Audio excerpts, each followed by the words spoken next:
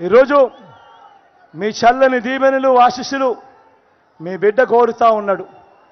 ఈరోజు నేను చెప్తా ఉన్నా, గర్వంగా కూడా చెప్తా ఉన్నా, ఈ జిల్లా నుంచే మీ బిడ్డ ఈరోజు ఈ జిల్లాలో మీరు చూపిస్తున్న ఆప్యాయత ప్రేమానురాగాల వల్లే ఈరోజు గర్వంగా కూడా చెప్తా ఉన్నాడు, మీ బిడ్డ ముఖ్యమంత్రి స్థానంలో కూర్చున్నాడు, ఈరోజు రాష్ట్రాన్ని మార్చేస్తా ఉన్నాడు అని అంటే దానికి కారణం మీరిచ్చిన ఆప్యాయతలు, మీరు చూపిస్తా ఉన్న ప్రేమానురాగాలు.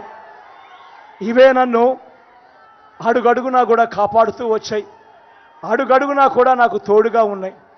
అదే దీవెనలు, అదే ఆశీర్వాదాలు మీరు మీ బిడ్డ పట్ల, మన వైఎస్ఆర్ కాంగ్రెస్ పార్టీ పట్ల అదే ప్రేమానురాగాలు చూపించవలసిందిగా కోరుతూ, నా పక్కన రఘురామరెడ్డి అని ఉన్నాడు, మీ అందరికీ పరిచయస్తుడు, నాకు తండ్రి లాంటి వాడు. మీ చల్లని దీవెనలు ఆశీస్సులు అన్నపై ఉంచవలసిందిగా సవినయంగా చేతులు జోడించి మీ అందరితో కూడా ప్రార్థిస్తా ఉన్నాను. అదేవిధంగా నా ఎడం వైపున నా తమ్ముడు ఉన్నాడు,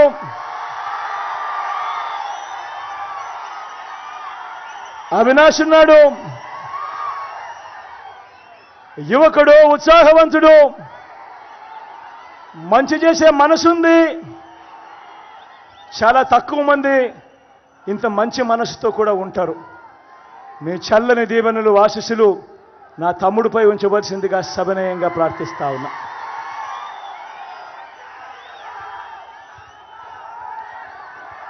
మరొకసారి మంటు టెండను సైతం ఏమాత్రం లెక్క చేయకుండా